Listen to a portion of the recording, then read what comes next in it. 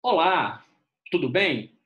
Você sabia que os transportes que envolvem gasto de energia pela célula podem ser classificados em transporte ativo primário e transporte ativo secundário?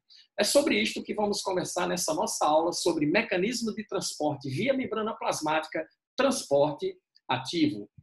Ok, sempre que falamos em transporte ativo, uma das coisas mais importantes que se comenta sobre ele é exatamente sobre a bomba de sódio e potássio.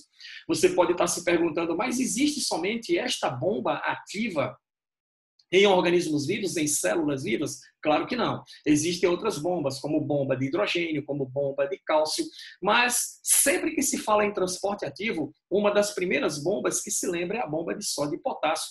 E ela é uma das mais importantes, por isso é a que cai mais em prova. Tá? Então, vamos conversar um pouco, inicialmente, sobre as características envolvidas na bomba de sódio e potássio. Primeira coisa, ocorre com gasto de energia. Ok? E quando a gente fala em gasto de energia, estamos nos referindo a ATP, adenosina trifosfato. Para que o processo ativo seja executado, eu tenho que consumir ATP a nível celular. Outra coisa importante é um transporte realizado por proteínas transportadoras, são as proteínas chamadas de ATPases, né? Ou ATPases, como você queira. ATP, porque elas utilizam o ATP, e ase, porque é um sufixo referente à enzima, né? Lipases, ok? E outras enzimas específicas terminam com esse sufixo ase no final. Muito bem. Ocorre contra o gradiente de concentração. Por quê? Porque ela se faz do ambiente de menor concentração em soluto para o ambiente de maior concentração em soluto. Na nossa aula sobre difusões, principalmente os mecanismos de difusão simples e de difusão facilitada, o que é que nós vimos? Nós vimos que os processos ocorrem a favor do gradiente de concentração. Qual é a tendência do fluxo natural num processo de difusão? É a transferência de soluto do meio de maior concentração para o meio de menor concentração. No transporte ativo, como o processo é feito contra o gradiente de concentração, do ambiente de menor concentração para o ambiente de maior concentração, ou seja, contra a tendência do fluxo, isso requer, então, gasto energético pela célula. E outra característica importante é um processo contínuo. O que significa? Acontece o tempo todo, o tempo todo, o tempo todo, ok? Por exemplo, impulsos nervosos. Impulsos nervosos que são promovidos por neurônios, eles necessitam da bomba de sódio e potássio para ocorrerem, tá? Porque é necessário no impulso nervoso estabelecer os potenciais de repouso da célula e os potenciais de ação da célula, para que o impulso nervoso se propague, ok, pela célula neuronal. Então, veja bem, a questão é, qual é a finalidade, tá, da bomba de sódio e potássio? A finalidade é garantir à célula a hipertonia de potássio no meio intracelular e a hipertonia de sódio no meio extracelular, numa proporção 3:2. Ora, o que é que eu quero dizer com a proporção 3:2? O bombeamento de sódio e o bombeamento de potássio, tá? O sódio vai para o meio extracelular e o potássio é trazido para o meio intracelular. Para cada 3 íons de sódio que saem, 2 íons de potássio entra. E você pode se perguntar, mas por que essa diferença de proporção entre as quantidades de íons sódios que saem da célula e as quantidades de íon potássio que entra? Muito bem, vamos entender os porquês. Primeiro, por quê?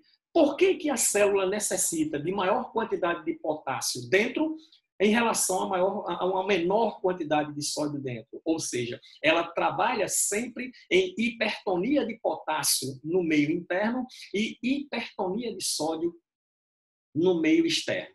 Isso acontece por 4 motivos importantes. Primeiro, o potássio é importantíssimo nos processos de síntese de proteínas pelas células, assim como também é importante nos processos de respiração celular a nível mitocondrial. Tá? E outra coisa, o potássio também é importante, a bomba de sódio e potássio, no impulso nervoso e na contração muscular.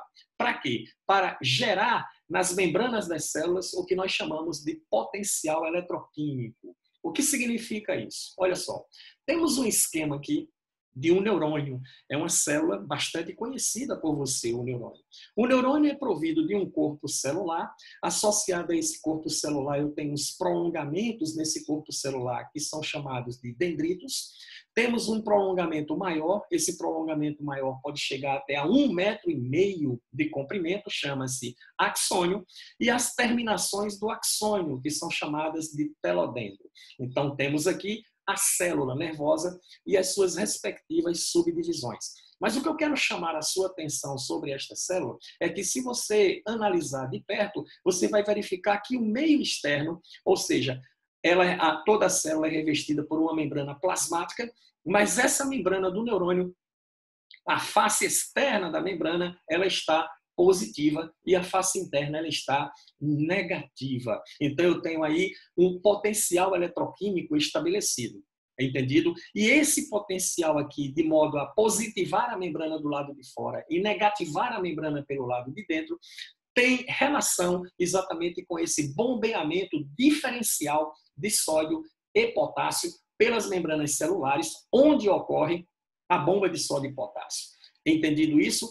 No caso do nosso neurônio aqui, esse neurônio é um neurônio que está em repouso. Todo neurônio em repouso, tá certo? Ele é positivo fora e negativo dentro. A partir do momento que o neurônio recebe um estímulo, então abrem-se na membrana canais de sódio e os sódios vão entrar dentro da estrutura celular, invertendo então a polaridade das cargas, ficando então negativo fora, positivo dentro. Você diz então que o neurônio agora entrou em potencial de ação. Não vou entrar em detalhes sobre repouso e potencial de ação de neurônios, até porque não é o objetivo dessa aula. O objetivo dessa aula é analisarmos como funciona o transporte ativo, como funciona a bomba de sódio e potássio. Então, veja bem, outra coisa que temos que analisar para entendermos de forma eficiente e eficaz como funciona a bomba de sódio e potássio. Vamos analisar mais detalhadamente a proteína enzimática ATPase ou ATPase, como você queira. Primeira coisa importante sobre essa enzima. É uma enzima de membrana, tá? Que transporta sódio e potássio contra o gradiente de concentração. GC aqui significa gradiente de concentração. Essa proteína, para realizar a sua atividade, ela necessita de ATP. Então, é um processo, por isso que é chamado de transporte ativo, porque requer gasto de energia de ATP. Transporta 3 sódios para o meio extracelular, transporta 2 potássios para o meio intracelular, na atividade funcional da enzima. Ela mantém, então, assim, uma baixa concentração de sódio no meio intracelular, 10 vezes menor, e uma alta concentração de potássio no meio intracelular, 20 vezes maior do que a quantidade no meio extracelular. Por que isso? Porque o potássio é extremamente necessário nas atividades de síntese proteica e nas atividades de respiração por essas células. E outro detalhe importante é que esse transporte ativo específico, bomba de sódio e potássio, é um transporte ativo primário. Por quê? Porque ele depende de ATP. Um transporte ativo pode ser secundário, mas ele não depende do ATP. E depende, mas é de forma indireta. Por quê? Porque para acontecer o processo de transporte ativo secundário, é necessário que eu tenha, em primeiro lugar, a ocorrência de um transporte ativo primário, mas daqui a pouco a gente fala um pouco melhor sobre isso. Muito bem, aqui nós vamos analisar agora o esquema, tá? Referente a essa proteína ATPase. Aqui nós temos a mesma proteína em 2 estados diferentes, consequentemente 2 conformações diferentes. Numa conformação ela está aberta para um lado, na outra conformação ela está aberta para o outro lado. Ora, o que isso significa? Vamos lá. Aqui nós temos o leque. Desse lado aqui, ó, na parte de cima, nós temos o leque. O leque representa o líquido extracelular, onde estão trafegando os íons que serão transportados por essas proteínas. Do outro lado, aqui abaixo, nós temos o líquido intracelular, o líquido. onde também estão trafegando os íons que serão transportados por essa proteína. Olhando detalhadamente para a proteína, você vai observar que ela apresenta na sua face interna 3 sítios de combinação de sódio. Entendido? É nesses sítios que o sódio se liga no processo de transporte da proteína. Da mesma forma, nessa mesma face interna, vamos encontrar os 2 sítios, tá, de acoplamento do potássio. Beleza? Então, o potássio ele se liga a essa proteína através desses 2 sítios de ligação. Na face externa da proteína ATPase, você vai encontrar o sítio de ligação do ATP. Tá? Por quê? Porque ela precisa de energia. Tá certo ou não? Então, o ATP vai fornecer a energia. Então, nesse sítio aí, eu vou ter a ligação de um radical fosfato quando ocorre a quebra do ATP em ADP. Então, o fosfato se liga nesse sítio para o fornecimento de energia. Outro detalhe importante, né? Eu tenho aqui 2 moléculas azulzinhas que significam o potássio, 3 moléculas aqui, vermelhinha ou laranjinha clara, que está relacionado ao sódio. É para você lembrar de que são 3 sódios transportados para o meio externo, 2 potássios transportados para o meio interno na bomba de sódio e potássio. Detalhe importante, ok? Nesse primeiro esquema de desenho aqui, você observa que a proteína ela está aberta para o meio intracelular. Nesta configuração conformacional, ela apresenta uma maior afinidade pelo sódio. Então, por isso que o sódio penetra na proteína, fazendo, consequentemente, o encaixe natural no processo de transporte.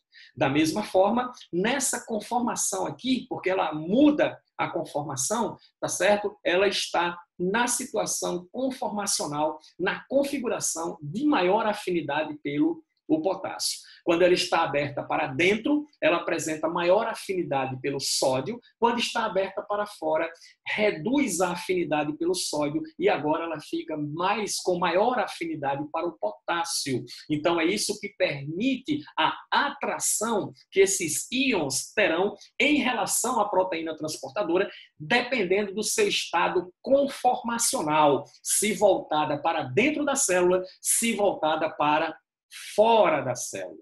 Beleza? Legal. E aí, que mais? Bom, a bomba de sódio e potássio, nós falamos com você que é um tipo de transporte, o quê? Ativo primário. E o que significa isso? Ele depende do ATP para acontecer. Mas o transporte ativo, ele pode ser secundário. Ele depende indiretamente do ATP. Por exemplo, olha só, bomba simporte de sódio e glicose. Lembra que na aula anterior, sobre os transportes passivos, nós falamos a respeito dessa classificação em transporte simporte e transporte antiporte? Simporte é quando as substâncias atravessam, tá? A membrana atravessa os proteínas no mesmo sentido. Elas estão trafegando no mesmo sentido. E antiporte é quando estão trafegando em sentidos o quê? Opostos. Veja bem, detalhe super importante. O que justifica a bomba de sódio, chamada de bomba de sódio e glicose? Olha lá. Por que que a célula trabalha bombeando potássio para o meio interno, de modo que ela se hipertonize em potássio, bombeando sódio para o lado de fora, de modo que ela se hipotonize em sódio? O problema da questão é o seguinte: esqueça o sódio e vamos imaginar que a célula está puxando potássio para dentro dela. Ela puxa potássio, ela puxa potássio, ela puxa potássio e ela vai se tornando cada vez mais hipertônica em um determinado soluto. E aí eu pergunto para você, nessa situação, quando eu tenho uma célula hipertônica em qualquer tipo de soluto e o meio externo está hipotônico, o que faz a água? Nós vimos isso quando estudamos o quê? Osmose. A água sempre se desloca do meio de menor concentração em soluto para o meio de maior concentração em soluto. Não é isso que acontece? Então, eu sempre vou ter esse problema com a água, porque o negócio da água é diluir. Sempre que há uma diferença de concentração, a água se desloca do meio hipotônico para o meio hipertônico. O que aconteceria? A célula iria se encher de água e iria romper. Iria sofrer o quê? Plasmóptise. Então, por que bombear sódio para fora da célula? Para produzir o equilíbrio osmótico, porque quando eu vou analisar a célula em relação à concentração de solutos, não importando os solutos, ela está em isotonia, porque a necessidade da hipertonia de potássio dentro da célula é compensada pela hipotonia de sódio no interior da célula e sua hipertonia no exterior. Então, o sistema, ele permanece trabalhando, então, em isotonia, embora exista uma hipertonia de potássio no meio intracelular e uma hipertonia de sódio no meio extracelular. Mas aí, nesse caso, qual é a tendência natural do sódio? É entrar por difusão, porque na difusão o soluto trafega sempre espontaneamente do meio de maior concentração para o meio de menor. A tendência natural do sódio, então, nesse caso, é voltar. A tendência natural do sódio é entrar para equilibrar as concentrações. E aí, quando ele entra, tá? Muitas vezes a glicose também entra junto. Por quê? Porque nesse deslocamento, nessa diferença de gradiente de concentração, existe um potencial energético que está aí. A ocorrência da bomba de sódio e potássio, entendido? Que depende de energia de ATP, beleza? Faz o seu transporte utilizando ATP, mas nesse caso agora eu tenho um transporte secundário porque não depende diretamente de ATP, não foi fornecido ATP para a movimentação da glicose e do sódio, mas o processo acontece naturalmente porque essa energia ela é proveniente do próprio gradiente de concentração.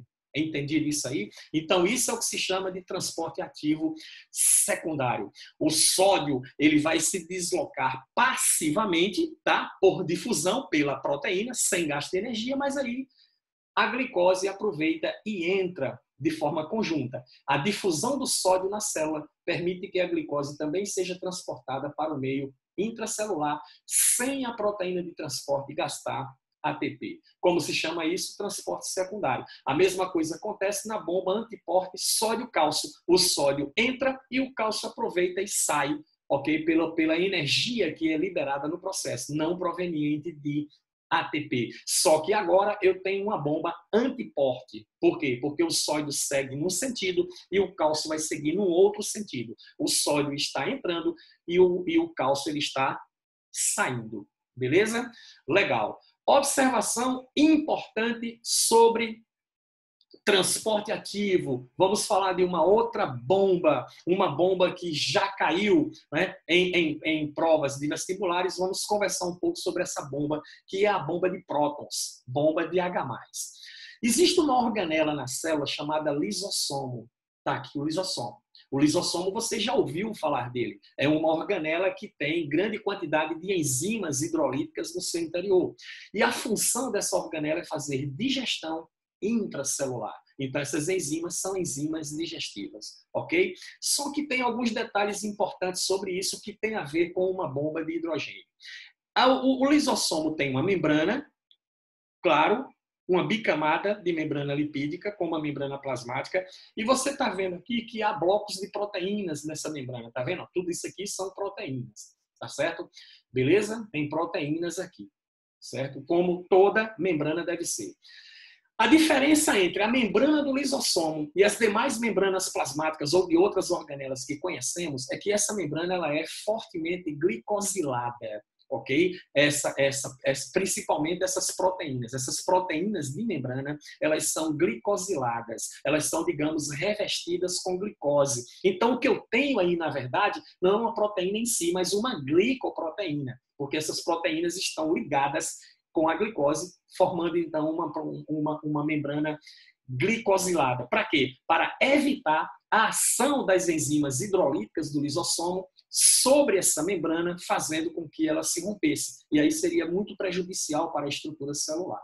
As enzimas hidrolíticas têm enzimas de todos os tipos. As proteases, nucleases, glicosidases, lipase, folipases, fosfatases, sulfatases, entendido? Lactases e outras proteínas específicas que você vai encontrar aqui dentro desses lisossomos. Legal?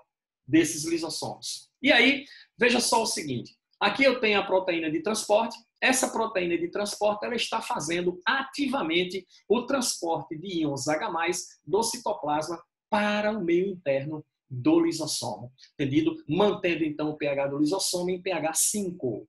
Aí veja um detalhe importante. Se o pH do lisossomo é pH 5, entendido ou não? O lisossomo ele é ácido, ele tem uma certa base ácida dentro dele. Por quê? Porque as suas enzimas internas são enzimas acidófilas, são enzimas que operam em pH ácido. Quando nós estudamos enzimas, lembra que nós falamos para você que as enzimas elas podem ser neutrófilas, que atuam em pH neutro, elas podem ser acidófilas, que atuam em pH ácido, elas podem ser basófilas, que atuam em pH básico. Entendido? E aí, olha só que detalhe interessante. Ele é mantido ácido no seu interior devido à bomba de hidrogênio, que acidifica o meio interno do lisossomo. Quanto é o pH do citoplasma? Em torno de 7,2 a 7,5. Perceba que o citoplasma da célula ele tem um certo nível de basicidade, porque está acima do pH neutro, pH 7. Se o lisossomo se romper, um lisossomo específico da célula se romper e o conteúdo vazar para o citoplasma da célula, pode não ter nenhum problema, porque como as enzimas do lisossomo são acidófilas e o lisossomo mantém o pH ácido, ao ocorrer o vazamento, entendido ou não, o pH do citoplasma, por ser básico, as enzimas não vão ter condições de atuar e fazer as suas catálises enzimáticas. Aí você pergunta, Billy, se tiver 100 lisossomos dentro da célula e todos eles romperem e o conteúdo vazar, aí sim eu vou ter digestão da célula, chama-se apoptose, chama-se suicídio celular. É um processo natural que pode acontecer em células para a destruição natural de tecidos. Ok? Isso acontece por ruptura de lisossomos. É só um lisossomo? Não, são vários lisossomos, então. Eles terminam alterando, consequentemente, o pH do citoplasma e aí as enzimas serão ativas, provocando a destruição da célula. Beleza, pessoal? Muito bem. Essas são as informações a respeito de transporte ativo, tá certo? Beleza? Foi um imenso prazer estar com você. Que os caminhos da prosperidade se abram à sua frente. Que o vento sopre levemente em suas costas. Que o sol brilhe suavemente em sua face. E que a chuva caia de mansinho em seus campos. E até que nos encontremos de novo, que Deus lhe guarde nas palmas de suas mãos. Muito obrigado pela sua atenção e até a próxima aula. Valeu, pessoal!